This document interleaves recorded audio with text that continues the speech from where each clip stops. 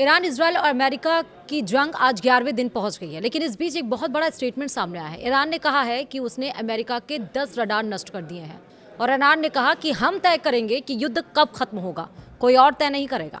नमस्कार, आप देख रहे हैं न्यूज़ 18 का डिजिटल प्लेटफॉर्म। मैं हूं आपके साथ श्रुति Srivastava.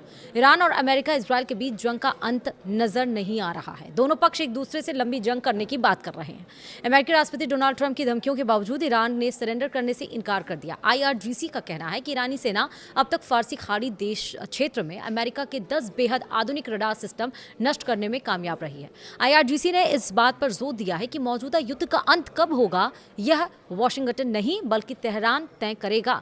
Islamic revolution guards corps IRGC के प्रवक्ता ब्रिगेडियर जनरल अली मोहम्मद लैनी ने मंगलवार को ये बातें कही हैं। यह बयान अमेरिका इजरायल के सैन्य गठबंधन की ओर से इस्लामिक रिपब्लिक पर बिना किसी उकसावे के आक्रामक युद्ध शुरू करने के 10 दिन बाद आया है और ट्रंप के उस बयान के एक दिन बाद जब उन्होंने ये कहा कि जंग का अंत करीब है। उन्होंने अमेरिकी अधिकारियों को संबोधित करते हुए कहा, हम जानते हैं कि आपके गोला बारूद का भंडार खत्म हो रहा है और आप इस युद्ध से निकलने का कोई ऐसा रास्ता बेसब्री से तलाश रहे हैं जिससे आपकी इज्जत भी बची रहे।